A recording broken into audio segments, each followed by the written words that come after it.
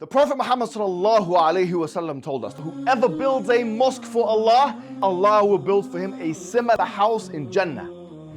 And we know the great reward that will not only be gained, but rather will fill your grave after your death. Whenever someone prays there, whenever someone gives shahada in the masjid, whenever someone learns something in the masjid, yes, that will be something that you'll have on your scale.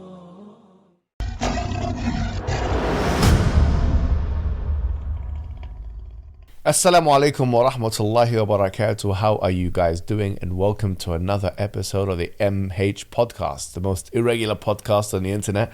But we have a very, very consistent person here with me, a person that you may know as Aussie MMA, a person who's trained and trained with some of the biggest names. And we're going to be going through some of those names in MMA today. Aussie, how are you doing today?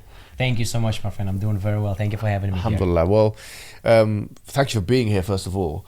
And secondly, we just finished a seminar, which was very educational. People will know you from Instagram and some of the tutorials that you put on Instagram, some of the breakdowns that you put on Instagram.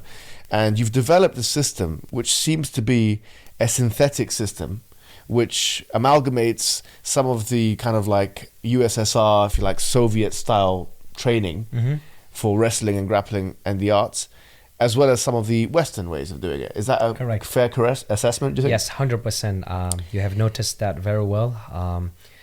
Up to 18 years old, I was in Russia studying, training there. And when I have moved in 2008 in United States, I was introduced to a completely new lifestyle, to a completely new way of thinking about training, about fighting, about competing, about team protocols and what's not. And this was fascinating to me. What part of Russia were you in, for those who... You were part of the Caucasus? Yes, I come from a state in North Caucasus called Kabardino-Balkaria. My state is directly above Georgia. We're actually on the border with Georgia. It's very south of Russia. So how close is it to Dagestan and Chechnya and stuff like that? So Dagestan, Chechnya, they are more east from us. Yeah. So if we would take a drive, hopefully I'm not mistaken, but both states could be reached under 6 hours, I believe. Dagestan and Chechnya. And you've got, in your state, you've also got a tradition of martial arts, just like in yes, Dagestan incredible. and Chechnya. It's all these states stretching across the North Caucasus Mountains, wrestling and combat sports is religious. I believe that there is no boy who grew up in these lands who haven't experienced form of wrestling one way or another before he became adult. Yeah. You know, some of the boys, yes, they became athletes, but even those who haven't become athletes, they all wrestled in one way or another. And it's incredible how wrestling, fighting is ingrained in culture. Listen, don't go too far. In my small village, it's a small village. It's called Baksan. In the wrestling room of my time, we already had multiple international champions, meaning European championships in wrestling, world championships in wrestling, youth and adults. And we had Olympians, Olympic medalists and champions, all training under the same roof, just in one village. Amazing. Just in one village. There are countries who can count in one hand how many medals they have per country. We had just in one gym, unbelievable, this many international medals. Therefore, this is a true testament in the levels of commitment and the levels of intensity of valuing combat sports in that region. So take us through a regular training session that you would do, maybe in your village when you're a teenager growing up. What kind of pace would it be? What kind of intensity would it be? What kind of instruction would you have? So our training sessions we would have over there would be split in seasons. Okay. School season, since we were kids, we had to go to school, so we would have school season sessions. We would have summer training camps and we would have pre-competition, pre-tournament sessions. And all these sessions, they would differ in certain ways, but majority of time they would maintain core principles. They would share core principles with each other. If we talk about the most common training that we were doing, which is school season training, this is the one that we would do the most. It was early morning.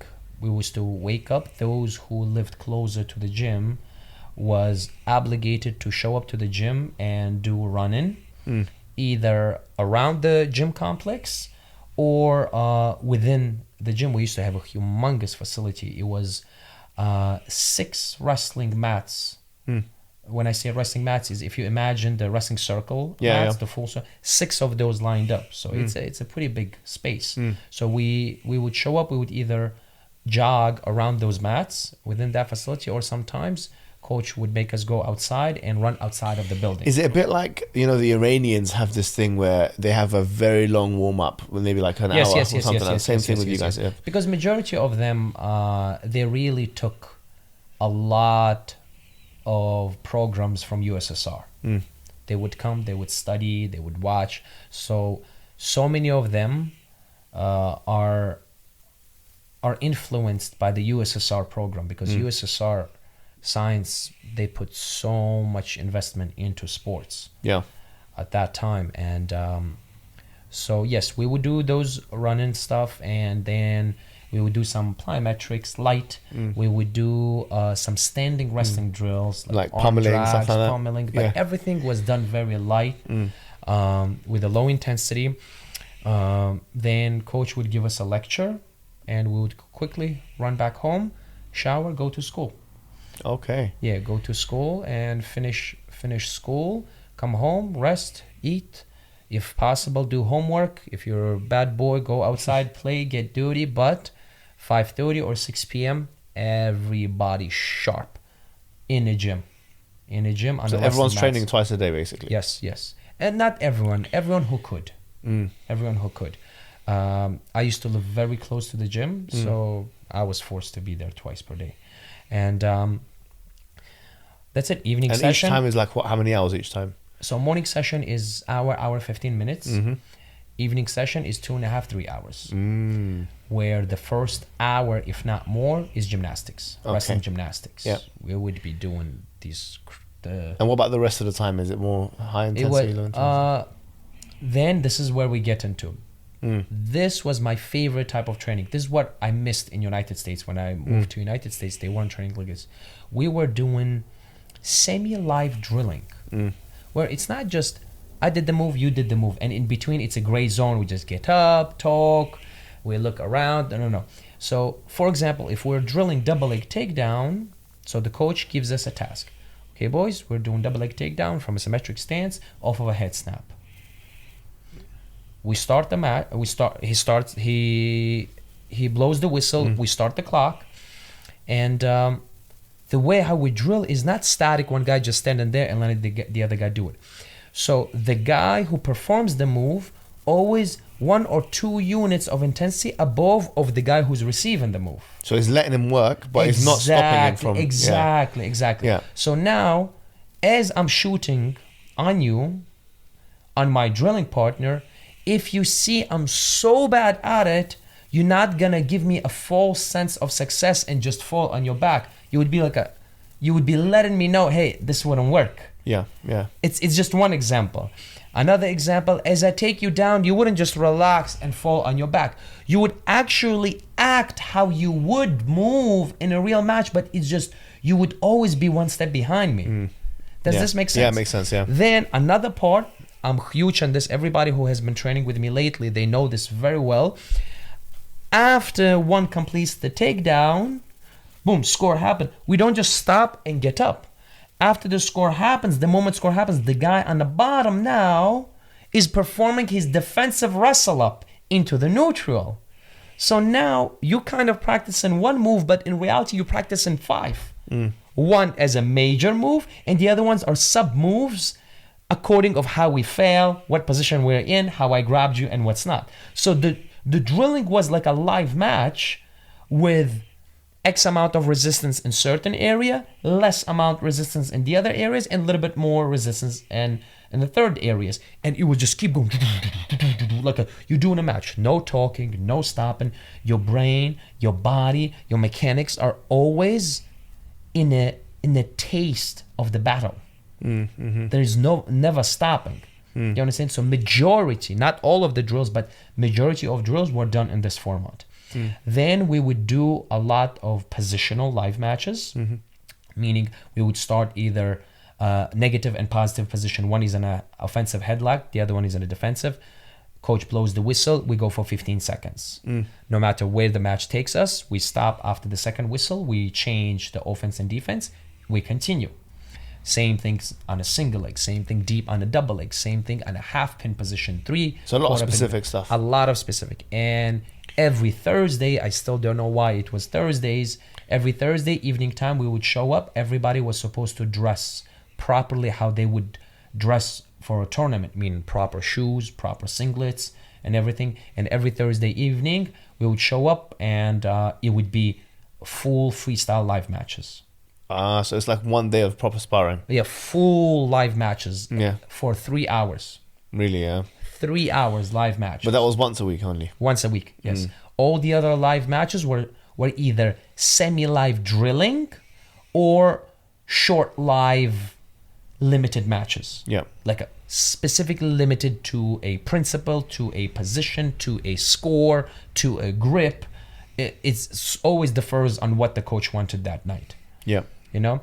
And Fridays, it was a play day. We would show up, and at the beginning of the session, depends of the season, we would either play soccer outside. It would be a team sports.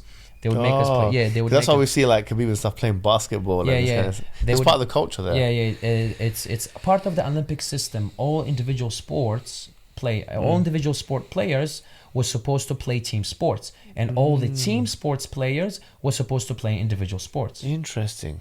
It's like giving them an all-rounded experience. Yes. Yeah. So every Friday we were playing either soccer, volleyball, mini soccer, a mixture of basketball and rugby. Yeah. You know, and we would play these games, and we would have teams, and we would keep scores of the teams. Like it was almost like a championship league. Really? Yeah. Yeah. Everybody used to look forward to Fridays. That was our favorite day. It was a play day, and also.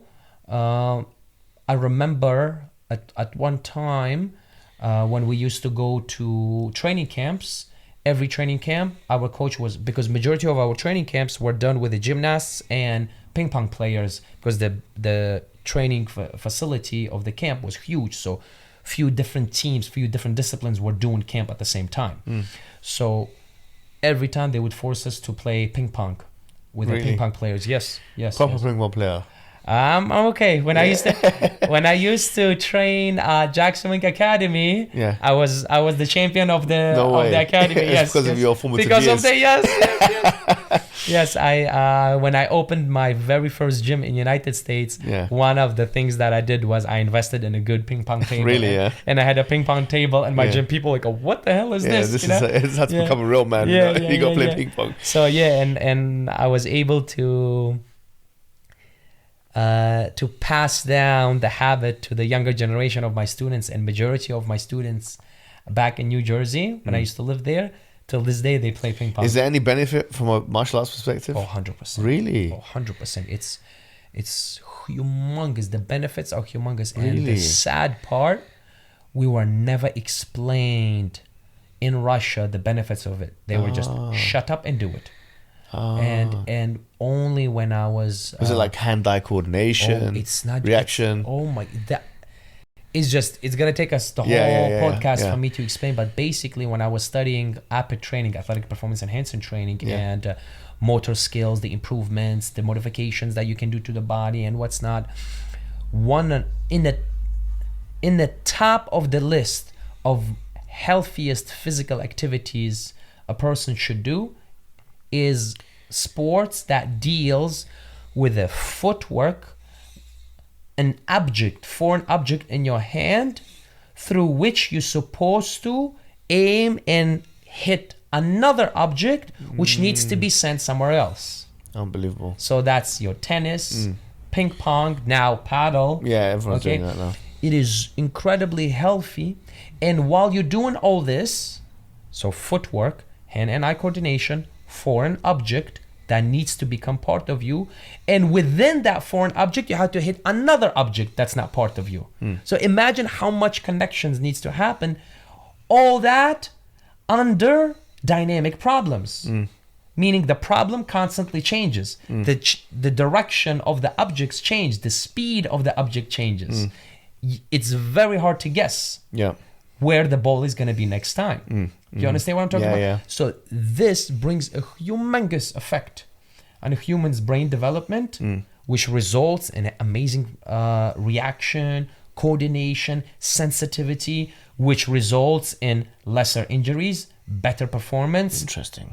Wow. Easier skill attainment. They really looked into this, the Soviets. Oh, they knew what they Okay, were so doing. before we get into some of the I want to ask you about basically some of the things that are being said in the MMA world and get your expert opinion, because there's a lot of people out there I will try. giving their layman opinions. Yes, I will see try. it in the comment sections and the Twitter and all that. We want to get some professional opinions. But before we get to that, I wanted to ask you about the difference between the training in the West versus, if you like, the East or the Eastern Bloc or Russia.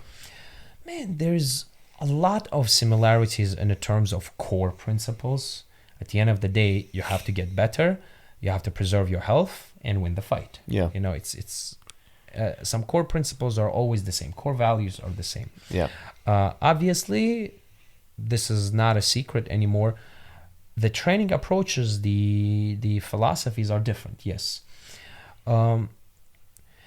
Another thing, when I listen to these things, because I have tasted both. Yeah. Eastern Not many style. people have. Yeah. And it's not just I went somewhere, I was sent 2-3 years to Dagestan and forget. I actually lived in the mountains. And same way, it's not just I went to United States and I trained in a few gyms. I lived in United States. So I truly believe I'm one of very few who are able to grasp a true taste of the full spectrum of colors and taste from both sides. Yeah. And you seem open-minded to accepting the positives and negatives 100%. of either. Yeah. I will never be biased about these things. It's at least I'm trying not to be. I'm consciously trying not to be biased. So the thing is, one thing I'm gonna make it clear, very clear. When people summarizing all the training under Russian style and US style, there's a huge margin for error in this one, because not all the Russians train the same, not all the people from the West train the same. Yeah. Within the divisions, there are divisions. You understand what I'm talking about? So in Russia, they are different schools. They are different philosophies. In United States, they are different schools and different philosophies. So it's very hard to summarize everything under one umbrella. Yeah, sure. There's Russian style. But let's talk about majority. Sure. Okay? So we made this clear. If somebody's in the comment sections putting something. Yeah, you're not generalizing everything. Right now I'm generalizing. And for them to know, there's sections everywhere. Yeah. So here's what I have noticed. In Russia, when I was training in Russia, so much training was going around understanding the philosophy and principles of what I was doing.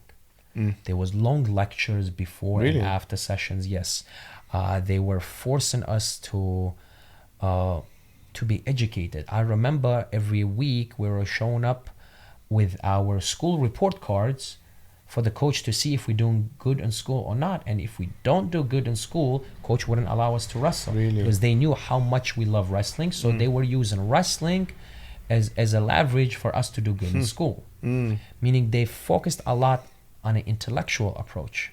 Okay. When I went to United States and I saw how kids, high school kids, middle school kids were trained in wrestling, it was so much intensity. Go, non-stop. Oh, it's Pressure. not like that in Russia, no? Yeah, it wasn't like that in Russia. Ah, interesting. And then also in Russia we have schools where it's very similar, where they just tell you shut up and do it. You're not allowed to ask questions. They don't explain things. You just have to do it, and it's a lot of live matches, and you just keep going, and somehow you learn due to the high amount of challenge in the room. It's not just 10 kids. You have 150, 160 kids on the mats. Sink or swim. Yeah, exactly. So there are different approaches, but in my state, what I've experienced was more intellectual approach, understand whys and hows, be able to explain it. That was another thing they were making us do. They were forcing us to explain what we believe we understood. And only then practice. Because to be honest, teaching and learning go hand in hand. Yeah. And when you teach, you're actually, in a sense, it's like learning. Yes, yeah. yes, big time. And that was one big difference that I noticed. Another thing that I noticed from United States and from Russia was the coaching attitudes. In Russia, when I was training, I'm sure right now in Olympic sports is the same, but in MMA it's different. But in Olympic sports, if you're a coach of an Olympic sport in Russia, the students weren't paying you membership fees. You were getting paid by the government. Therefore, as a coach now, I don't worry, I should be nice to Mohammed even though he's a trash in training. I shouldn't yell at him too much. Yeah. Because I may lose membership money. Yeah, he's got his own money coming in. Money is coming in regardless how many kids I have in a room, as long as I create champions. Yeah. I get paid by champions. Is it still like that now?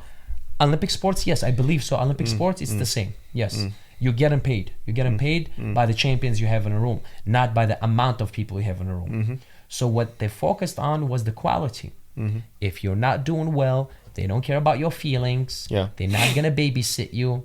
They will turn you inside out to make the most out of you. And if your maximum is not enough, you're out of the team. That's how it was over there. When I came to United States, I remember first time when I saw that they were given some coaches were given leeways to some people who's not supposed to be fighting. I would be like, this guy will never be able, why is he coming to the gym? Like, oh, no, he pays membership. He should be. I was like, to me, it was shocked because that's when first time I experienced in one room people who are hopeless in the realm of fighting, training with the guys who are killers. So you have people like CM Punk in the UFC, isn't it? Yeah. So to me, no, but I heard that because before he went and competed, I was looking at some of the sparring and the trainings and stuff, and it looks like people were just letting him do what he wants. By us, where I come from, Kabardino-Balkaria, you would never see a guy who's in a wrestling gym without the intentions of becoming a world champion. Like to us, it didn't make sense for somebody to train fighting if they're not planning to fight. Yeah. And in United States, I would see like hobbyists. Yeah, basically. hobbyists. And to me, it was like, how is this possible? Why is this guy? There were times when I used to get insulted. I was like, why is this guy training in the same room as me? Okay. He's not a fighter. He doesn't want to be a fighter. Yeah, that's true. I don't care if he's a beginner or not. It's just what would bother me. He has kids. He's a father. Yeah. He shows up to train in the same room as me. Like at that time, I was a boy, 18 years old boy. My ego couldn't take it. To me, it was an insult. Yeah. Yes, I couldn't take it until later. My eyes has opened and I understood the benefits of what they were doing. I was like, oh my God, this is amazing. Now in Russia, MMA gyms has opened their doors for hobbyists as well, for beginners as well. They're able to come in. Not all the clubs, but now it's open. Now it's more relaxed. But back then, when I was training, no way. If you're not planning to be the best of the best, you're gonna get eaten. You're gonna get destroyed and kicked out. That's how it was, because coaches didn't care at that time how many students they had in class. All what they cared about, they had champions in class. Well, I'll tell you where you find a lot of champions. You find a lot of champions from your area of the world in the UFC right now.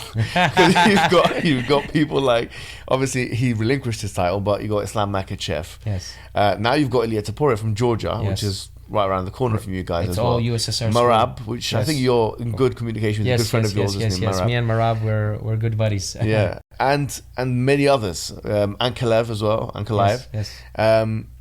So we were thinking about like maybe this is the reason why, because they've got it in their culture, just ingrained. Yes. That's something like wrestling or something that was always part of their We all, life. I'm looking at that generation, my generation, a little bit younger than me, a little bit older than me. We all under the influence of that philosophy, of that school, where coaches didn't babysit us. You know, you either eat or be eating, hunt or be hunted. Like it was really a way to survive. You know, and certain areas, my area, it wasn't that bad. For example, in my area, they were kids who didn't need to fight to survive in life. They could go to school and stuff. But there are areas in North Caucasus where fighting is your only golden ticket. So imagine how you're going to fight now. Well, I heard Khabib say actually a very similar thing, and he was making the point that at the time Leon Edwards was the welterweight champion. He was saying the reason why he made it is because he had to, because he was living an impoverished lifestyle and stuff. Even in the UK, it's like that. Exactly. But let me ask you a couple of questions now, which everyone is talking about. Let's, seeing in the comment section and stuff like that. Ilia Topuria versus Islam Makhachev. Who are you picking for that? If it does happen, who would you pick? Oh my God, this is the hardest one to pick. Really? Are you kidding me? Yes, yes, yes. I mean, if I emotionally detach from it, because I trained with Islam. Yeah. You trained with him in AKA? Yes, we used to. Me, Islam, Khabib as well, isn't it? Yeah. Some of other guys we used to train. Yes, DC, Luke Rockhold. Yep. We have videos training together. We had a very good time over there. So I have first-hand experience. Yes, yes. This makes this even better. Yes. So I have somewhat of personal connection to Islam. Sure. Okay. Even though we're not buddies, we're not hanging out together. He has his lifestyle, I have my lifestyle. We live in different places, but still, to a degree, I have personal connection to Islam. Okay, I have trained, I have sweat with a man in a gym. You know? You sparred with him as well. You done the rolling. Of course, we all used to do regular training together because we're pretty much in the same. We were in the same lightweight fighters. Yeah, you know, we're all being training partners to each other. Yet Topuria also is a fighter from our regions. Yeah. Pretty much, like I said, Georgia is my neighbor. If we talk about neighbors, Georgia is closer to me than Dagestan. Really? Yeah. Yeah, of course. My state is right on the border with Georgia up north, and Dagestan is few states away from us on our east, from Kabardino-Balkaria. Anyway, Topuria is another amazing individual, at least from the media that I say. I never met him in person, but I really enjoy listening to his interviews, watching his demeanor. It's ultra confident. Yes. I like the way he was coming out the fight. It's basically as if he was going to a sparring session. Yeah. And you can see. I mean, as somebody like me and people who has been in a sport for long enough, when they watch someone like Topuria coming out, we can see this is not irrational. Fake. Yeah. This is not fake. This is not irrational. This is actually rational confidence that is growing from accumulation of positive past experiences of his challenges. That's what rational confidence is. Yeah, I mean, he's had 17 fights, and before that, he's probably had Come on, a lot son. more. The way how he moves, the way how he Yeah. drops people. And it's not just in the fights what we see. There is so much more to him. I heard some people who trained with him. I spoke to them in private. What we see is the tip of the iceberg of him. Because Khamzat trained with him, and you trained Khamzat, isn't it, as well? Yes. Hamza spoke very highly of him as well. And this guy is and for Hamza to speak highly of somebody, because Hamza himself is a unique beast of this industry, fighting industry, and for him to value somebody, to speak highly of somebody, it's he's the real deal, basically. Yes. So I believe Ilia is the real deal from my educated experience, as well as observation, watching him. Facts speaks for themselves. So what do you think? So Ilia versus Islam, who would you, if you had to choose one of them, who would you choose, and how? How would they win? Man, I know this may sound very boring for our viewers if I say this. to me, this is one of those super tight 50-50 decisions because they both have each other's kryptonites. Really, yeah. Yes, they both have each other's kryptonites. So explain that a little bit further. What do you think? How so? So if I look in possible openings that Ilia has in his game, which could be utilized, Islam has weapons for it. If I look into using the same perspective on Islam, those openings that could be utilized are mastered by Ilia. So give us some specific examples now. Maybe Islam Makhachev is watching this. Maybe even Ilia is watching this. Man, this is a long subject to talk about. It's very specific, but what I would, in a nutshell, they are openings in a stand-up game of Islam during round 2, 3, 4, and 5. And they're opening gray zone areas and Ilia's footwork from the round 1 until round 5. I will leave it there. Okay. Because I heard 𝙒𝙤𝙪𝙞𝙦𝙚, he was talking to, I think it might have been 𝙈𝙤𝙪𝙨𝙦 or something like that, and they were having a back and forth, and he was asking, what do you think would happen, do you think, because he was the number 1 contender. And he made an interesting point. Let's see what you think of it. He said, look, I mean, Ilia went up against Bryce Mitchell. I don't know if you remember that fight. Correct. Yes, I do. And actually, before Ilia won the fight, Bryce Mitchell had taken Ilia down. Correct. And actually kept him down for a little bit of time. So, and Bryce Mitchell, if you look at it, he was actually a southpaw fighter as well. Yes. So it seems, okay, well, who's stronger? This is the argument. 𝙒𝙪𝙞𝙀𝙗𝙗𝙗𝙗𝙗 making this argument. Who's stronger, like someone like 𝙒𝙪𝙗𝙗𝙗 or a Makhachev or a Bryce Mitchell? If Bryce Mitchell could take him down, if he could keep him down, if he could dominate him in that way for a little bit before he got knocked out, that's a different issue. But if that's the case, if he can do it, then, you know, Makhachev can do it even better. Yes. That's another hard thing to do, measuring fighters by other fighters. It's very hard. It's very tricky. It's not MMA maths. Yeah. It doesn't work. The MMA math doesn't work. We've seen this before. And another thing, let me just make a quick note. Bryce Mitchell, people don't realize how good this kid is. It's very good, huh? Oh my God. People don't realize certain things he does is a mastership. Is just, there's so much distractions about him people started looking for, and they're forgetting how good this guy is. He is one of my favorites. Really? Current fighters out there. Yes. Wow. Yes, there are certain things are missing. Yes, unfortunately, certain losses has happened due to fundamental errors. Okay. Nevertheless, if we look into the elements of how he puts striking into grappling sequences, he is one of the best out there. Me as a person who analyzes fights heavily, who analyzes MMA wrestling heavily, he is in my top list of fighters that I study and analyze in specific elements. Wow. And you're saying he's one of the best? One of the best. In a way, how he puts his sequences from striking to takedowns, how he puts the takedowns together. He's one of the best. Talking about analyzing fights, there's been different, theories as to how and why Topuria was able to put away Oliveira in such a way. And some say, well, actually, it's Oliveira's mistake. That he was, lunging forward, and it was the forward momentum, and that caused that. And I'll say, no, it was just the way that it was a trap that Ilia put for him.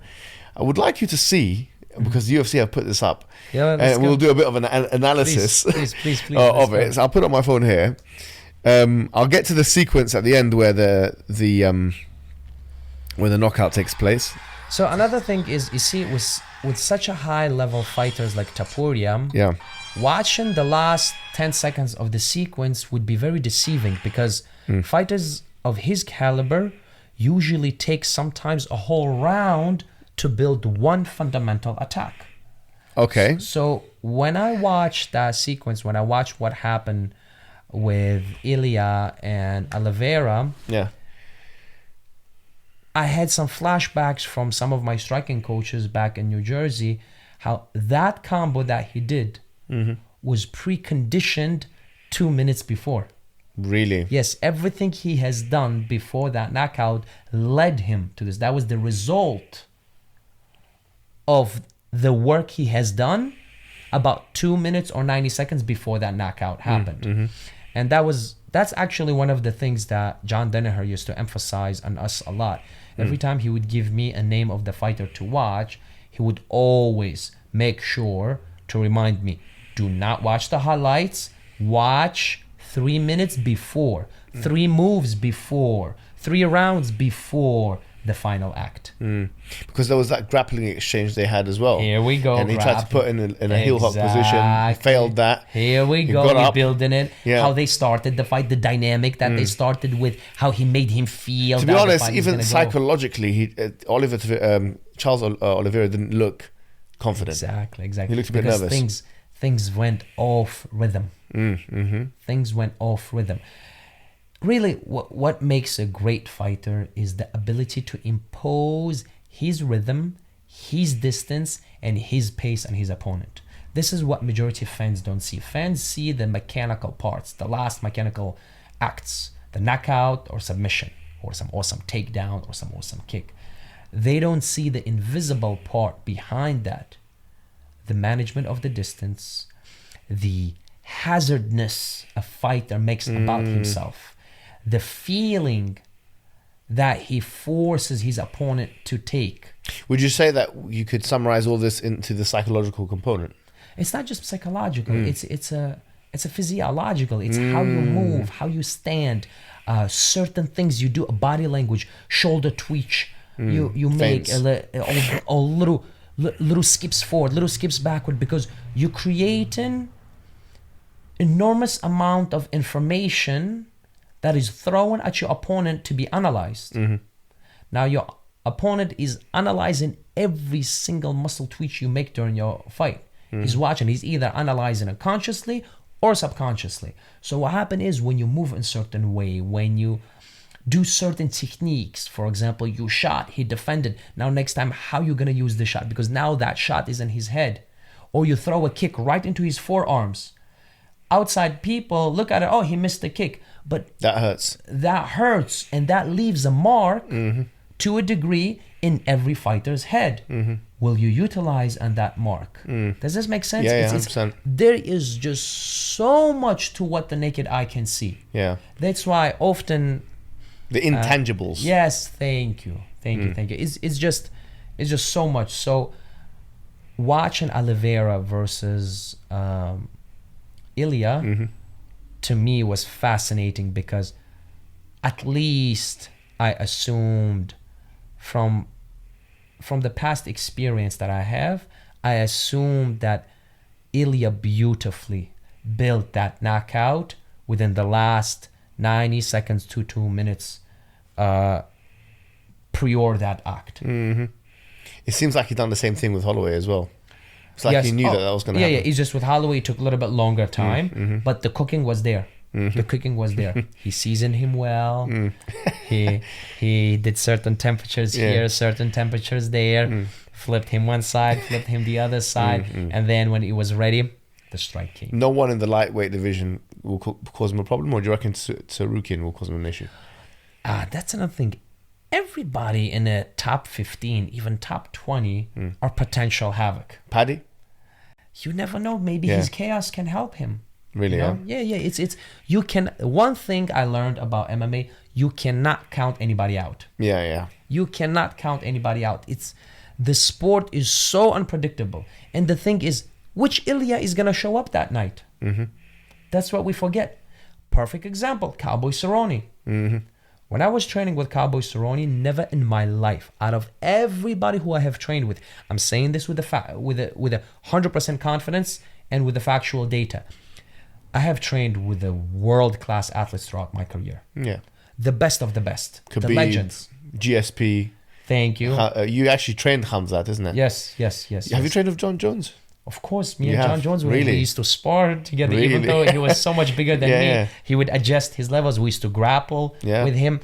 If I start calling names, it's just It's basically everyone. I open my phone, I start showing you the photos. You're like, how is this possible? You two saw each other. You two. No, you were showing me the. I mean, I was looking at the Dylan Dennis. That was a good one. We'll come to that. Yes, yes. Because people What don't know that you had happened between me and Dylan grappling. Dennis?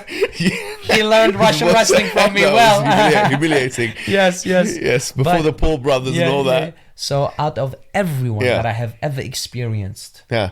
training with, Cowboy Cerrone was the toughest No way. training partner, was the most versatile, slick, dangerous sparring partner I have ever experienced. If that Cowboy Really? Cerrone showed up every fight, Yeah. I don't think anybody ever would stand a So chance. what is it then? Why has he got so many losses on his record? It's just which download will show up. Even if you listen to commentators, some fights they mentioned this often. They said, which cowboy would show up. We never know which one will. So that must be another psychological thing, Of course, like you see how he is on the day. So that's why it's so hard to predict fighters, because right now, at that time, if you ask me who's the best lightweight in the world, I would say Cowboy Cerrone. Really? Yeah, and at that time, I used to train with so many lightweights, guys from Dagestan, guys from Europe, guys from United States, so many lightweights. Nobody made me feel what Cowboy was making me feel in training. But then Cowboy would show up to the fights. He either shows up as the best untouchable guy, or he shows up and just things don't go his way. He just slows Like with down. Conor, for example. Yeah. He seemed out of it, to be honest. You see, that's what I'm talking about. That fight, I was 99% sure Cowboy would kill Conor. I was shocked. I was shocked, because I was calculating things off of Cowboy who I know in training. Yeah. So this is the thing now. Which Ilia is going to show up? Which Islam is going to show up? Which Paddy? You see? Yeah. So that's another factor that we need to take to consideration. Therefore, after that, I realized, do not ever count anybody out, and do not value anybody too high. Well, I mean, you trained Hamzat Chimaev. He's got a big fight coming up himself. Yes. Against DDP. I think there was some fake news that came out online my saying God. that I love it. I love it. switched. I remember. Now you're Yeah. You're training DDP now. I remember when that came out, some of my friends instantly start reaching out to me so mad, saying, how could they say this about you? And one of my very close friends from United States, he messaged me, said, yo, congratulations. They're saying lies about you. That means you're famous now. It's like, if they take time to speak lies about you, you're famous now, And it was, to me, what bothered me wasn't the fact that they said I'm training DDP. I'm like, okay, say it doesn't matter, because one, we were together at the zoo. Who, you and DDP? Yes. The man who invited us. What country was this in UAE. Oh, He came to UAE.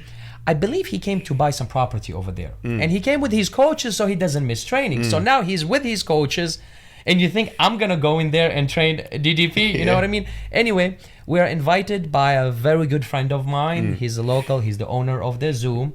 He invited him. He invited me. We met each other, and by the way, we knew each other from back in United States when I used to take my fighters to UFC. He would be there. We would meet each other after the fights. So it was a good time to spend. Yeah. So now they posted a video where we are in a zoo and saying we're training together. I'm like, because it makes you look like you're witless treacherous. worms. I Yeah, it's said, like, you're going and maybe sharing all the secrets and stuff like that, So it's very, very, very odd. But what bothered me was the context that they added in a comment section, saying, oh, he has a history of doing this before. And I was like, what history? Who I have ever in my life trained and then left. Was it just one account that was doing it? Was it multiple? Like, was it just one guy? I'm like, first time ever, not even training, is just we met at the zoo and like they brought this subject one time, and then in the comment section they put in this, and moving from gym to gym, getting kicked out from the gyms. I was like, oh my God, find me one gym that I got kicked out of. I said, find me. I have trained athletes in several gyms in UAE. I have trained people in TK. I trained Hamzat at TK.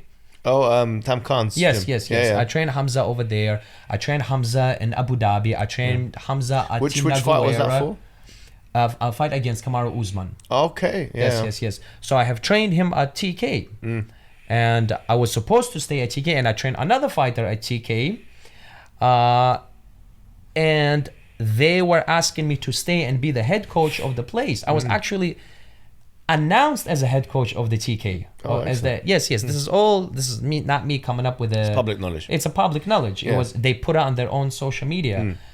However, after Hamzat's fight, I was supposed to get paid by one of their fighters, and the guys just disappeared. They didn't want to pay, so they didn't want to pay money, and they wanted me to be a head coach. So I just said no. It just didn't make any sense. And me getting kicked out from somebody, this is all written knowledge. This is I can pull up my phone. Everything is official. So I was bad. I was like, how far you have to go with your integrity and your honor to create such a lie just for the likes? You understand what I'm talking about? Yeah, absolutely. Yeah. And I trained in several gyms, and but you had left a comment underneath and say, and people were supporting it. I had to put clarify, something to clarify something, and because things like this, they create negative energy. Yeah, they do. Okay. Does it bother me? No, it doesn't. However, I did it for the people who had the rights to know the truth. Yeah, of course. Does this make sense? 100%. It wasn't for me. It was more for students as well. Exactly. So they know that you're not going to go to their opponents. Yes. And me and Hamza, we spoke after this post. We spoke. We exchanged a few messages, and he was like, "A coach." He's such a cool guy about this. He's like, "Coach, even if you did train him," he's like, "what these people don't understand, even if you did train him, it is your absolute right because you're a coach." You understand? That's he's like really powerful. Yeah, he's like. But it also shows the confidence he has. Exactly. To be honest. and think about it. Yeah. Just think about it. A man comes to me to train with me 1 week. You think in 1 week somebody's gonna get so good that he's gonna learn all the secrets of the other guy and beat him? What secrets I can share to him about? Well, we know Hamza? what Khamzat's gonna do anyway. Yeah, double leg. Imagine somebody comes to me and I'm like, my friends, I can tell DDP what he's gonna do. I know what he's gonna do. But what is it? He's gonna wrestle you, but don't tell anybody. No way, he's gonna double wrestle leg. me. Yeah, he's gonna double leg you. I promise you this. They will be like, thank you, Ozzy. Now we know. Now we know. So it was a silly thing to read, but hey, thank God. That means my name is getting out there. That means social media outlets, they are interested in using my name to get likes. Yeah, very good. Let them. Alhamdulillah. Let them. Alhamdulillah. Wallah. I'm confident in what I'm doing. I'm confident in my intentions behind my actions. And I always say, if your intentions are right, no matter where your path takes you, you'll be victorious at the end. Yeah, absolutely. One way or another. Well, that's what the Prophet Muhammad told us as well. إِنَّمَا الْأَعْمَالُ بِالنِّيَّاتِ. Yeah, all actions are based on intentions. That's it, khalas. Yeah. But on this, let me ask you this now, because how do you think a showdown with Khamzat and DDP will go? Oh, okay. This one now depends. Man, actually, it's tough for me to talk about this because I may actually now for real give out some information. Because if I talk about this, it's like I may have to speak in details, and if I do say details, I may have to say details that without giving away any details. Yeah. Is he the most difficult challenge for Khamzat? Listen, I think the unpredictability of Dhikr is very dangerous for Hamza. Yeah. And what Hamza has is very dangerous for anybody. Yeah, of course. For anybody. I have never trained anybody like Hamza. Really? This guy, he is not human. He is something else. Everyone that sees him in the wrestling room says he's so tenacious, so relentless, and so persistent. I fell in love with his energy. How he's a beast. He's a beast, and how casual he's about it is incredible.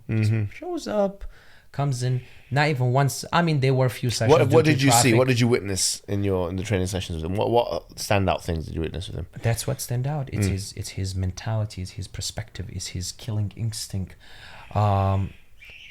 his discipline.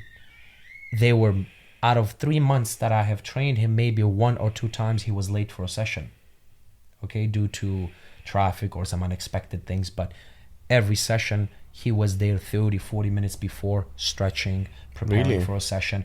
After the session is finished, he's the last one to leave, because doing his cool off, doing his stretching, talking with the coaches, going over things, cooling himself So off. he's got a very strong work ethic then. Oh, humongous. One of the biggest I have ever seen. Him and Khabib are 2 lunatics in a gym that I have ever witnessed. Yes. Is Khabib like that as well then? Yeah, Khabib is like that too. Crazy. And Islam Makhachev? I mean, Islam Makhachev was under the guidance of Khabib's leadership when we were training over there. Khabib was, to my perspective at that time, was form of a captain of the team. So everybody just followed the energy. Yeah, everybody did the same. And mostly you'd see this energy happening in live rounds, or is it in drilling, or in all the above? Every single aspect of the training. Really? Yes. And that's how it has to be. If you're planning to be the best at martial arts, you have to be the best in how you show up to practice, how you leave practice, what you do after. That's what's called integrity. Yeah. What do you do when the cameras are not on you? What do you do when social media is not commenting on you? What do you do when you're alone and you have a chance or a choice not to give 100% or to give 100%? Do you still give it? That's what integrity is. And if we look across all the spectrums of professions, those who truly achieve greatness are those with high amount of integrity. Yeah, so they do have it. So Dricus, I mean, he looks like a heavyweight, to be honest. He's big, he's very strong. And one thing that comes across with him is that he's got a very strong willpower. Oh yeah, when we met before in United States, I remember like when we were talking about fights and stuff like that, I loved his mentality. He's got a lion mentality. That's why he's a champion. Yeah, that's right. You know, it's hard. Look at how many times he was counted out. And look what he has done. How many times people are saying, oh, that's it, this fight he's going to lose. Boom, he makes it. Another fight, oh, this one for sure he's going to lose. Boom, he makes it. It's like he has that it factor. He does, yeah. You understand? So now this is going to be fascinating to see him versus another guy who has it too. Well, I mean, people are talking about now, him. We know what, like you said, Khamzat's going to do. He's going to wrestle. He's going to go for the double leg, maybe. He's going to try and maybe choke him out or something like that. But the question people are putting, or the area of concern, is the cardiovascular thing, because we've seen him slow down. They say, well, we've seen Khamzat slow down. And the problem is, well, Dricus actually is very good in that aspect. His cardio is phenomenal. This is what I'm saying, yeah. So what do you make of that? Is that a real concern? Man, I do not know, because Hamza in the training room is just a cardio machine. Okay, the amount of training he's able to perform, the amount of energy he's able to output out there, it's incredible. At least to me, it's still a mystery why he may get tired in the later rounds. I still don't know. After seeing him in training, now I'm confused. I don't know what it could be. Adrenaline dump. God knows what it is. Maybe he chooses to slow down and fight like that. It's really probably only him who can answer this one. Okay, but one thing is for sure: in the training room, he is an unstoppable machine. Yeah, so it's within his mental capacity to do this. Oh yeah, 100%. So you think a lot of it is psychological? Yeah, we don't know until he speaks of it. We cannot say it until he speaks of it. It's very hard to. A lot of people speculate. do they have sports psychologists and stuff like that. Yes. What do you think of that, in terms of fighters having sports psychologists to help them overcome some of these inhibitions and stuff? Listen, I personally come from a background where we would be ridiculed if we said I need a sponsor.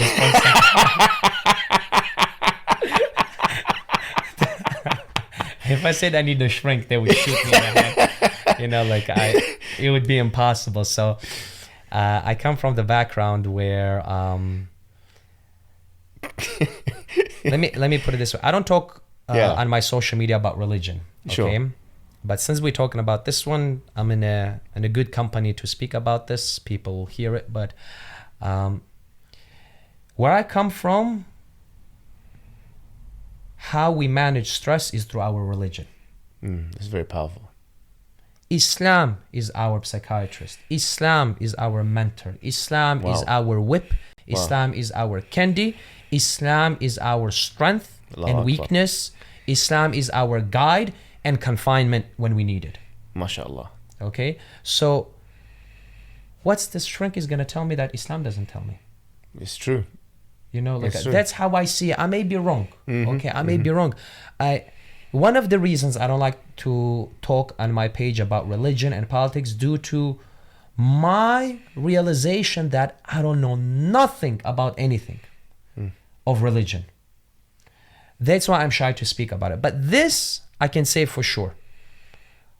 What's the shrink is going to tell me that my prophet didn't tell me? And as a fighter, when you were fighting, how much did religion factor in right before your fights, when you're coming in, the anxiety, controlling that? Everyone gets nerves before they get into the ring. One powerful thing, one single powerful thing that religion, my religion gave me from my fights was not to care about the outcome. SubhanAllah. It is not mine. Yeah, it is not mine. What's mine is preparation. What's mine is faith, belief, intentions, actions. Those are mine.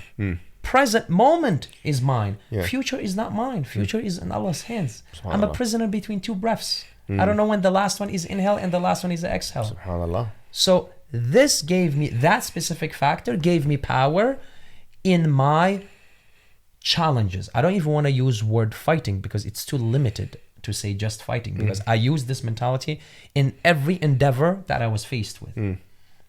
Business, relationships, friendships, health problems. I left the outcome in Allah's hands.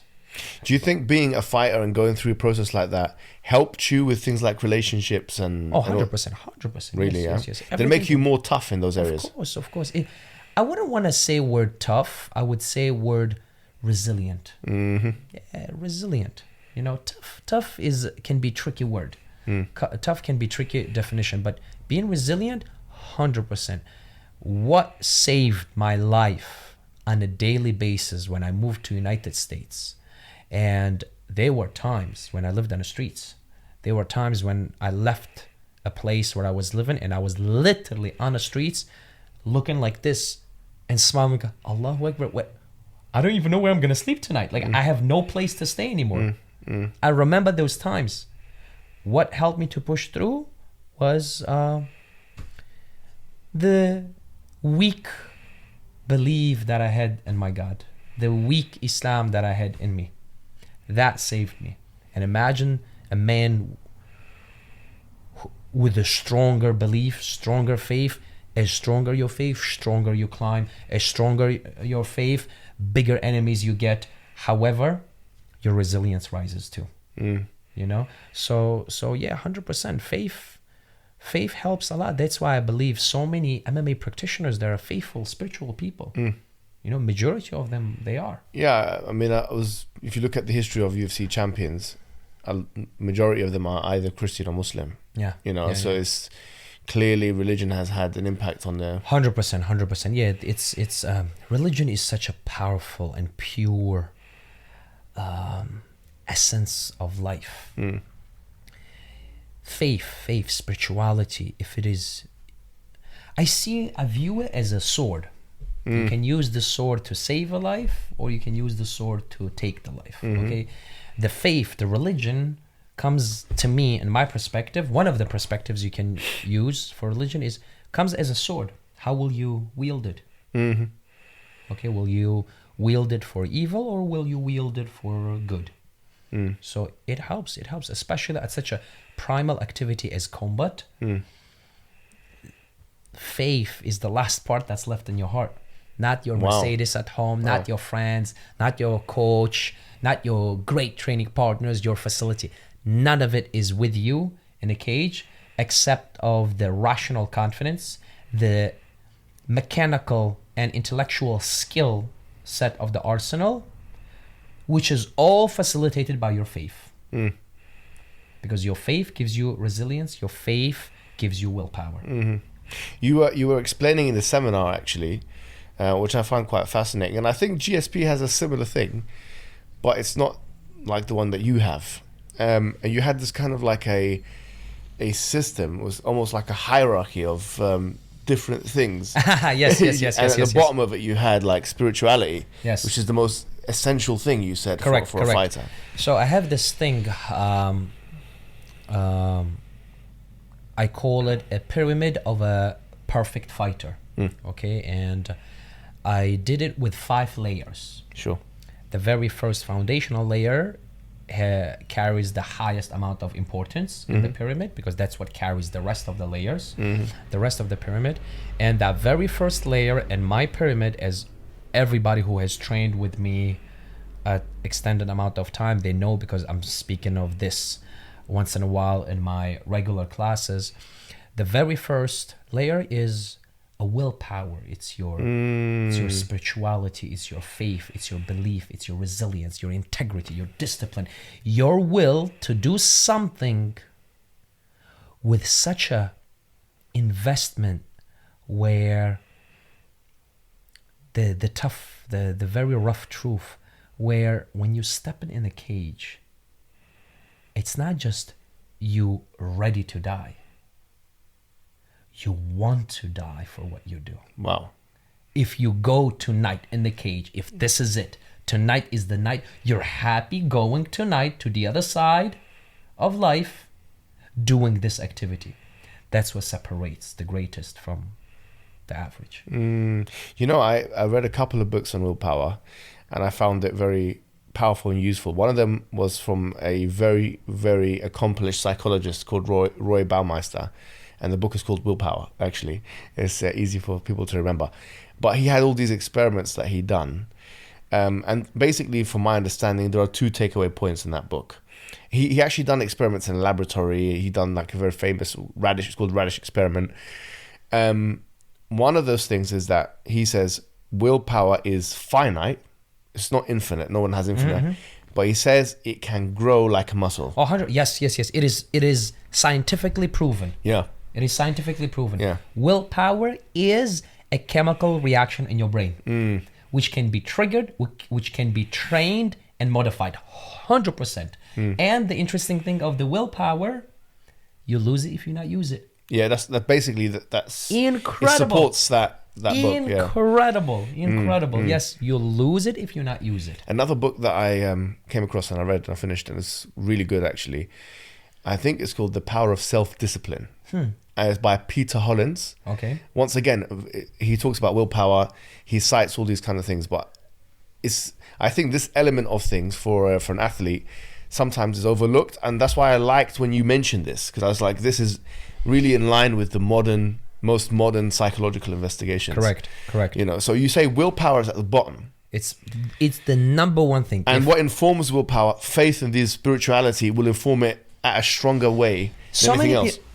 So many people have different sources of willpower. Sure. Okay, different perspectives, different reasons. Some people do it for their country, some people do it for their children. Yeah. There's many different reasons why a given in given situation, man may have such a strong resilience and willpower to do specific activity. Okay, but to my perspective, through my analysis, through my experience, I truly believe, and I'm a big advocate, that in general, the biggest willpower in life to live in this short period of time that we have on this planet, the biggest source of willpower is faith in oneness of God. Well, I think that there is some evidence of this now. I mean, I mentioned this a few times before on the show or in different contexts, that there was a study that was done in Germany, and this, I think it was in 2018, so it's quite recent. And one of the people that done the study is a woman called Laura Tobin, and there's a few others as well, and they were asking about life satisfaction. And what the study concluded was that the people who had the highest life satisfaction were Muslims, and this is the reason why is because of oneness beliefs. Yes. And when I spoke to Jordan Peterson about this, obviously, like, you know, he's got some political views which are very negative and all that. But he's still a psychologist, and he's still written like maybe 300 different peer-reviewed articles and stuff like that. So when I mentioned this to him, and this is online as well, I spoke to him, I said to him, we believe that, you know, to ground yourself, there's no better and stronger way to ground yourself except through believing in one God. That's what's mentioned in the Qur'an. You know, 𝙤𝙤 𝙤𝙤𝙪𝙚, that, you know, only by the remembrance of God do hearts find rest, etc. And he said that the reason why that's the case is because when people have scattered focus, he said the focus is multiplicitous. When you believe in one thing, it reduces anxiety. It gives you a focal point. So I do think there's something to be said about, you know, when someone says, okay, well, my motivation is my child, or my motivation is my country. It's not as strong as saying something's transcendental, something which is like one God. It's way more power to anchor the individual if they want to do something as extreme, let's be honest, and brutal. Exactly. Let's be honest, you could even argue it's one of the hardest sports in the world, mixed martial arts. Oh no, there's no arguing this. It is the most demanding sport. It's not just hard. Again, word hard would be too limited, too confined to be used to express MMA. MMA, it's the most demanding sport in the terms of diversity of the criteria to have in order to perform the sport at the high levels. Because you need to have to grapple, you need to have to get up, you have to strike, you have to all this kicking and punching and everything. I'm 36 years old. My very first competition I did when I was 6 years old, 30 years ago. My very first competition. Therefore, that means I don't even remember when I started training martial arts. Okay? Till this day, I'm learning about martial arts, and I feel like I'm not gonna have enough of lifetime. Even if I live up to 100 years of age, I'm not gonna have enough lifetime to grasp everything. It's just not enough time to learn everything. It's it's vast ocean. And on top of that, another challenge of it, every year it evolves. Yeah, it's incredible. Especially the BJJ itself is just evolving. Every year completely. Something is modified, something is added, something that is forgotten is brought back, maybe even already modified. You understand what I'm talking about? And as a coach, that's what I'm saying. When the other day somebody, we were sitting, and one of my family members have asked me, like, we know you're the best coach. To us, even if you weren't the best coach, we're family. To us, you are the best. However, you tell me, honestly, what makes you better than the other ones? What do you think? Be honest with yourself. And very first thing that came into my mind, because I'm not on a camera or anything, I can speak to my family openly, and they know I'm unbiased on these things. Like, I don't need, there is no need for me to show off or lie to them, you know? Very first thing that came to my mind, I said, I believe because I constantly challenge my yesterday's knowledge. I'm constantly trying to make it better, because the moment I stop, the moment I say, oh, I'm a good coach, that's it. Hey, everybody study my system, and I just make my system static. How a static system can win against dynamic problems. Yes, that's a good way of putting it. Yeah. Does this make sense? Yeah, absolutely. If MMA was a static problem, I would have a static system. I mean, even in chess, where you've got a limited number of pieces on the board, you've got a limited number of moves. I mean, you've got a limited number, but it's almost a number of moves you can make. Correct. You know, even in that, you need an evolution. Yes. It's completely, you know, people are moving it differently now. How come we have every new Grandmaster, every exactly, you know, every some generation, one beats the other one, one beats the other one. Yeah. You know, it's incredible. Now imagine chess, where it's your body involved, where intellect is involved, not just in one dimension of move and static objects. Now the objects that you have to move are changing. It varies from fight to fight. Every new opponent is in every time new project. You understand? It's like the amount of variables involved in doing MMA is just enormous. Enormous. Therefore, that's what I told myself. I said, I believe if I had to guess, and if I had to make a statement, hey, I'm better coach than the other guy, and somebody said, prove it, the very first thing I would say, well, I'm trying to make myself better every day. Same when I was a fighter. I didn't stop doing that. Which I have noticed, majority of coaches, I'm not talking about great coaches out there. There are so many great coaches out there. Yeah. I'm talking about the majority, the very sad majority. And I will say why this also in MMA. The very sad majority of coaches, they accumulate an X amount of knowledge. I'm sorry, I apologize. Not knowledge, information. You've demoted it. Yes. I had to correct myself. Not even knowledge. A data, an X amount of data. And what they do is they use the data, so the data just cycles through them. And when they realize, okay, all the data that I have cycled through me has finished, let me go quickly accumulate new data. Again, they just load themselves with the new data and they share. So it never turns into knowledge, and knowledge never brings them to wisdom. But when you study, when you're trying to challenge the data that you consumed, analyze the data, go through empirical testing through that data, then it turns into knowledge. And then within that knowledge, you gain wisdom. I mean, even in andragogy and pedagogy, like the science of learning and teaching, they have something called Bloom's taxonomy. Tell me about it. And Bloom's taxonomy is, once again, it's like one of those triangular things. At the bottom of it, you have like knowledge or something like that. But at the top of it, you have assessment, you have analysis. Yes. So that's why, like in the UK, and I think across the West, the education system is that you're put in like an examination for kids that are under the age of 14 usually or 13. Questions that are mostly descriptive. Describe this or tell us this or whatever. When you get to 15 or 16, they'll start asking you to analyze and evaluate. Wow, so true, so true. Yeah, so it's the same thing, and this is why I find your system very fascinating, because it brings in all of these andragological systems, all these new age, this kind of cutting edge psychological systems, and you're bringing that, like something someone will study if you're doing mathematics or something. You're bringing that into that scientific approach to fighting. I believe we have to. Without that, we're not gonna go far. If we look into sports who had drastic thrust of skill set level of the top athletes, drastic leap forward of productiveness of their actions, of their games, and improvements in the games, they all were at the moment where they noticed, wait a minute, let's apply some science to this and see what happens.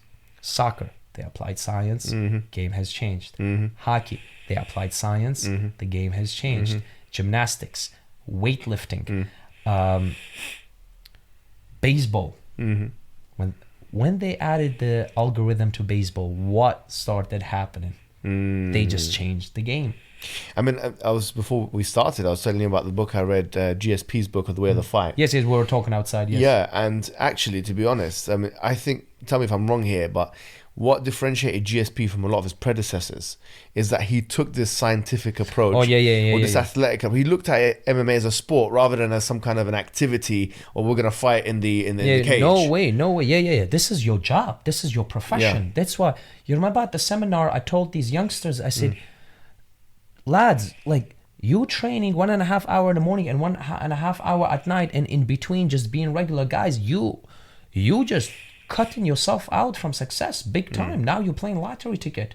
You understand? So what should they be doing in the middle? Should they be looking at the theoretical stuff? I've been saying this the longest time. And just yesterday, I have sent a video to one of my students who heard this from me a million times. And I sent it to him. He's like, oh, coach, this is exactly what you've been talking about. Over 70% of your awakened time must be directly dedicated to the craft that you're planning to become a master of. That's it. It could be like looking at videos online. That could be looking at your own footage. That could be looking at the footage of your opponent. Everything with analytic mindset, where you're looking, analyzing, looking, consuming, looking, giving, looking, trying, hearing, testing, smelling, consuming, recovering, even teaching, maybe. Yes. Would you put that in there as well? 100%. 100%. But everything just has to be done in a proper proportions. your recovery time. What do you do when you're eating? How do you eat? Let me ask you about that, actually. This is worth a question, because a lot of people now go into dietitians and nutritionists. Yeah. Do you're speaking about the importance of having one person that deals with everything. Yeah. Do you suggest eating programs for your students? Or? Yes. I suggest a way of eating. So what is that way of eating? What would you suggest? Number one thing is fasting. Really? Yes. All human beings should fast, must fast. How many times would you say? I personally fast 5 days per week. Really? Yes. What, you talk about intermittent fasting? Yes, I'm talking about intermittent fasting. Whenever I can. And how many hours do you do? Islamic fasting. Intermittent fasting, if I don't try, I reach the level where if I don't try, I'm fasting 18, 20 hours. Really? If I try, I go up to 23, 24 hours sometimes. And that's just water and coffee or something? Yeah, Black water, coffee, tea, and salt. I take salt. My biggest fast, I did 58 hours. Ooh. Yeah, I did 58 hours. I've done several times 36 hours. Really? I've done several times 42 and what hours. What does it do for you? Oh, my friend, don't let me start on this one. This is such a common knowledge. If you Google, what does the fast do to you? Yeah. And one of my favorites for people to Google, I support this guy's videos a lot, Dr. Berg. Oh, Eric Berg, yeah, of course. Dr. Eric Berg. Watch his lectures on fasting. He's a big proponent of ketogenic diet as well. Yeah. So what I do is I basically tell fighters, fast, have the closest eating habits to a keto diet. Really? Closest, but not full. I'm not a believer in a full keto. Yeah. Do you know why? Why? Because everything I do, again, I don't want people to think I'm promoting Islam or making myself look like I'm a religious guy. I am not. I'm a dirty piece of shit. I'm a lazy, good for nothing person who's just trying to be good. That's it. So please, I hope anybody who listens to this do not think I'm making myself this big holier than thou. Valuable pious Islamic guy. No, wallah, I'm nobody. I'm worse than you, whoever's listening to this. Trust me. So nevertheless, the truth is the truth. The fact is the fact. Haqq is haqq. Yeah. And when I look at systems, when I look at life laws, protocols, eating, sleeping, relationship, my guidebook is Islam. So I go ask my religion, what does it think of fasting? It says it's great. It's great. I ask religion, what does it think of keto diet? It says it's good, but Allah subhanahu wa ta'ala valued honey so much. How come now keto says no, honey is no good for you, and Allah subhanahu wa ta'ala told me honey is great for you? Here where there comes the controversial. And the Prophet used to eat a bit of bread as well. Thank you. And dates. Thank you. So now you're talking about this is no good, that's no good, you know? So that's why I say semi-keto. Certain things. So low carb diet. Yes, very low carb diet. And when I say low carb, unfortunately we live in times where even barley is healthy for us. It's one of the sunnah foods, if we think about it, okay? Unfortunately, barley and wheat products right now are so genetically modified across the world. To find a real bread these days, it's one of the hardest things to do. But what we can do is we can try the closest to the real bread. For example, if you're eating bread, try to eat on an organic wheat as well as no yeast. Yeast is a number one evil for us with sugar. Sugar and yeast are two demons, cousins of alcohol. Cousins of alcohol. That's it. And alcohol is the door to the house of sins, to the house of destruction of your soul, your mind, and your body. It attacks all three. It's one substance on a planet. It's one substance on a planet that successfully and productively destroys all three aspects of our existence: spiritual, intellectual, and physical. That's really good advice. But what about? So I'll be honest. Sometimes when you're like training a lot, you feel really drained and really tired. And some have said, there is a real space for carbohydrates, maybe before the training. Yeah, that's why I say it's semi-keto. You have to have some form of healthy carbs. Yeah. Find. So you said the bread. What else would you suggest? Buckwheat. buckwheat was my number one, until now, is my number one carb. If you do enough research, buckwheat is one of the kings of carbs. It is so nutritionally dense. It is so much amount of minerals and healthy amino acids that is the closest that gets to meat protein. The amount of protein it has, the amount of vitamins it has, it's incredible. This is common knowledge. They don't have to just believe me. They can go Google it, do fundamental research, and they will be fascinated on how great wheat is. Dates. There is no day that passes that I don't eat dates. Really? Yes, yes. May Allah forgive me. Since I came to UK, I haven't eaten dates so far. But when I'm at home, we'll get you some of those. Yeah. When I'm at home, dates is a must thing in our house. Honey and dates. Since how many years? Honey, dates, and milk is a must thing in my home. Do you have that in the morning? Do you have that? Well, depends if I'm not fasting. Yeah. But when I'm fasting, when I break fast, it's always either honey or dates. So what? Give us a breakdown, because this is, I think, an area where a lot of people struggle. What looks like a good, let's say 3 or 4 meals, like breakfast, lunch, dinner, supper? What would for a fighter or for an athlete or for anybody just watching at home wants to be healthy? Having 3 meals is already no good for you. So how would you say 2? Yeah. If you're athlete in a fighting season, maybe 2 it would be the most. Okay. If you're off, for example, me, I have a hard time having 2 meals. Like, I hate having 2 meals per day. I'm usually a guy who, if I really tempted to break my fast, I'll have snacks. What kind I'll of have snacks? some shake. Some amino acids shake. By the way, I don't drink whey protein. Really? I'm against that. Yes. If you do your research and see what the whey protein is, you'll be shocked. It's basically a garbage leftover of milk products. Oh, you got some dates there. Yeah. Oh, mashallah. Mashallah. That's it. Bismillahirrahmanirrahim. Yeah, so yeah, I will have some snacks, but when I was heavily training and fasting, man, it was just, sometimes it was too heavy to fast. So I would have 2 meals, and my first meal between the sessions meal would be something rehydrating, rejuvenating. Would you put electrolytes in there as well? Yes, putting back electrolytes. I would eat a lot of watermelon and melons. I would make my own electrolyte drinks with honey, salt. I would mix that properly in the warm water, put it in the refrigerator, keep it there, and drink it. I would eat a lot of cucumbers, kiwi, pomegranates, mango. It's basically hydration. Excuse me. Yes, foods that would be easily digested to me and would carry a good amount of building blocks that I need for the second session. And evening time, I would come home, I would have my full meals. What would that be? Interestingly, I'm very boring. When I used to come to my fight camp meals, it was always the same meal at night. Yes, it was always buckwheat mixed with dates, feta cheese, kefir, either lamb, turkey, or fish, sometimes chicken or beef sometimes, but majority of my diet was lamb, turkey, or fish.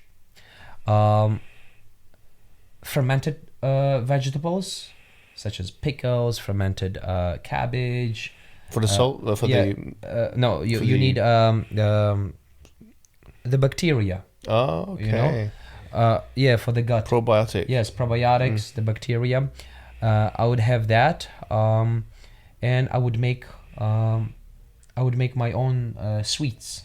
Really? Keto sweets. Yes. I would make my own keto sweets, or if I have somebody who was with me, they would make it for me at that time. So that was pretty much, if I'm not forgetting anything, that's it. Oh, I used to add butter to my buckwheat, and every time I would get strict with it, my weight would just be going down, and I would be eating. When I used to be just today I was talking about this to 2 of my clients that I have over here. They just finished private session with me, and they did semi-private. They did together a session, and when they finished, we were talking about the calories and stuff, and I told them, I said, when I was competing myself, I was walking around 78, 79 kg. Okay. And I was fighting at 70 kg. I was consuming fight camps. I was consuming up to 4,300 calories per day. Unbelievable. Within 1.5 meal, meaning snacks plus 1 full meal. Yes. Is that because of the amount of trainings you did? The amount of training. How many trainings did you do? I used to do either 2 or 3 sessions per day. In between, I would be doing studying. I would be doing drilling. I would sometimes show up to the gym and watch videos and do like a shadow wrestling and shadow boxing, visualizing the moves. So in total, I would spend up to 6 hours physically involved in MMA and another maybe 2 hours intellectually involved, meaning at home, reading, listening, watching. Did you have a syllabus that you went through when you were doing the intellectual stuff, or was it a little bit sporadic, or was it based on notes, or was it based on... So it was different. I had different phases. Sometimes I'm trying to be a structural human being. I hate not having things in structure and in order. Okay. However, sometimes due to my youthness, due to unexpected changes in life, it was hard to keep up to specific programs and systems. So there would be times when I'm random, back and forth. So today I do this, tomorrow I do that, but never deviating from the action plan. I have a general action plan. You dedicate this much to this much to that. But within that action, the colors, the taste could be vary, depending on the day, depending on how I feel. And then one thing I used to allow myself, there would be days when I would receive a very powerful internal signal as today is not the day. And I would literally sleep. I would sleep the whole day. Yeah, I would have those days. Or I would just go ahead and go hike whole day. Don't show up to practice. Don't diet. Eat cheesecake. Your body, you have to listen to your body sometimes. Yes. I used to have this. Depending of the training camp, how it goes, either once a week or once every 2-3 weeks. Yeah, sometimes if that's it, my body's beat up and I start having it once a week, days like this, I know, oh shit, I gotta pull back. My training is too much. You can get sick. Your immune system goes down. When I would have this day where I don't want to talk to anybody, my body doesn't want to. I don't want to do anything about fighting. I want to eat Dunkin' Donuts. I never said no to myself. Yeah. And you know that supports the findings of Roy Baumeister in that book that I told you, because he said that sometimes in order to your willpower, in fact, the study he gave was people who ate like chocolates and stuff, and then were told to do difficult activities. They did better than the ones who didn't. Of course, it's called balance, and our religion revolves around balance. Yeah, you know, nothing extreme is accepted in our religion. Nothing extreme is supported in our religion. Even though, unfortunately, in the 21st century, our religion is presented to the public as something extreme, as something very spicy, as something very edgy. In reality, our faith, our religion is the smoothest, is the most flexible, it's the most adaptable, it's the most balanced way of living life. You know, it's yes, it has certain defined lines of what is haqq and what is batil, but yet even within those lines there is a way of adapting, not to break. You know, so I mean that's what attracted Andrew Tate to it when he became Muslim. You know Andrew Tate is a famous influencer, and you know, some time ago now he was saying that, you know, strict lines and stuff. He was attracted to it, and that's why he became a Muslim. What do you think of Andrew Tate's fighting career? Did you watch any of his fights? I don't think of this guy. I don't like this guy. Really? Yeah. Yeah. I have. Oh, you two have something in common. I have. He has never done anything against me nor against anybody who I know.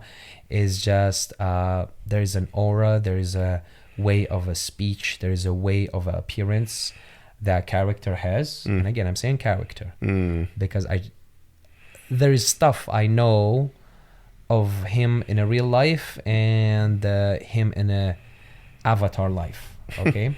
So the avatar that he presents doesn't seem too attractive and appealing to my eyes. I do not know how his real self is, but the avatar that he shows to us is not of my likings. What do you think of his fighting career? Have you seen his? I never really researched of his fighting career. I never seen his fighting. I have heard he fought, but I was never tempted to even look into him.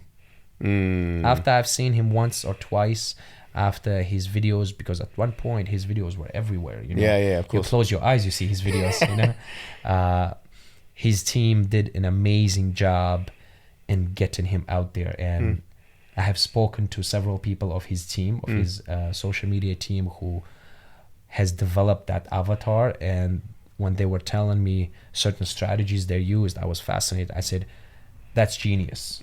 That's genius. How they promoted him, how they put his name out there, how they have trained him and stuff like that. So it was incredible. Okay. If I take my likings and my opinions out, what he has achieved is incredible. It's genius how he has done it. However, for me to ever research him or actually sit down and listen to his lectures, to even to get to know him, maybe if I get to know him, I'm gonna like him. I have no idea. But I just never had the interest to do so. You were talking about food and nutrition. I found that very fascinating. But there's another question I had as an add-on to that one. It was relating to strength and conditioning. In terms of cardio, are you a believer of like long jogging or? Yes, long jogging is healthy if it's done correctly. A believer of long jogging outside. Yeah. If there is an ability for you, if the area where you live allows you to do the activity of the long running outside, please at least once a week do it, regardless you're an athlete or you're not athlete. It's super healthy. It's super healthy. Mentally, spiritually, physically, it's good for you to do it. It's healthy. Running in general, if it's done correctly, it's super healthy. It's one of the most organic physical activities for a human being. The healthiest way of running is sprinting. The problem with that, the paradox with that, is sprinting can be the most injuring way of running too. Therefore, if you are not well prepared, if you weren't conditioned to sprint, it's very dangerous to do so. To substitute sprinting or to add to sprinting is uphill incline running. You rather do shorter time, incline, high pace, than doing long time distance running. The amount of health benefits you're going to get is higher physically. The amount of motor skill engagement will be higher and more intense. The amount of calories you'll burn in 3 minutes of incline average pace running versus 30 minutes of flat surface average pace running, is the difference is enormous. What would be a cardio program that you'd have for your fighters, for example? What would you ask them to do outside of the trainings? Outside of the training. Yeah. I leave for my fighters about 20 off of their weekly training, about 20% of their training, I leave it for them to do athletic performance enhancing training as a bonus, meaning like you gaining your cardio, your strength, your flexibility now via external tools, not via fighting. Okay, I don't give more than that. Some 20%. 20%, no more than that. So out of 10 sessions, maybe 2 or 1 session, I will leave it to them to do these things. Okay, and when they do it, I have a general approach to it as well as per person approach. Some people need more speed and coordination. Some people need more cardio. Some people need this and that. So each their own. Okay, but in general, I have, for example, all my fighters have to do 50 plus pull-ups. Okay. All my fighters in 1 minute, 50 plus pull-ups in 1 minute. Well, if they're heavy like myself, you know. I reduce it. Yeah. 50 is the average number to the people up to 90 kg. Past 90 kg, numbers are reduced. Yeah, have to be reduced. Yes. Yes. Next one is 100 push-ups in 60 seconds. That's really hard. I mean, it's hard for those who don't do it. Everything is hard. We reduce the numbers again for the big guys. Yeah. Also, heavyweights numbers are reduced. Okay. 1 mile or 1.6 kilometer needs to be done under 6 minutes. No That's problem. hard for a big guy, though, isn't it? I have heavyweights who I've seen heavyweight wrestlers doing it. Yeah. You know, it's such an average number. I've seen guys doing under 5:30. Really? I trained a girl in United States because I invested tremendous amount of time attaining information of athletic performance enhancement training. Yeah. For all athletes. Okay, I studied that so much in New Jersey, and I was training this girl. She was a professional tennis player. Why I'm saying professional, she was dedicated tennis player, but she was only 16 years old. Okay, but her parents, it was investing so much for her to become big in that sport. In our athletic performance enhancement training, after her warm-up, she was doing 3 rounds of 1 mile run, and each one she was averaging between 5:28 to 5:40. Really? Per mile. And she would rest 5 minutes in between, jump for round 2, do the same numbers, jump round 3, do the same run numbers, and then we start our training. Is that a good thing? Is that a good program? That's an amazing program. If a fighter can do that, if up to a middleweights, guys can do 2 rounds at least of 1 mile run, which is 1.6 kilometer, and finish it under 6 minutes with 5 minutes break in between, and then start their overall strength training, within 42 sessions, they won't recognize their body. Really? I promise you, just by doing this alone. Let's cut all your extra push-ups. Keep doing the same push-ups that you do. Keep doing the same lifting. Just add this protocol of running. 1.6 kilometer or 1 mile. 2 rounds. Each one, your goal is to finish under 6 minutes. And you have 5 minutes break in between, and you do it again, and then you start the rest. 42 sessions, you will not recognize your physique. Do you know who I saw post something about that? Tyson Fury. And he's huge. I mean, he's big as well.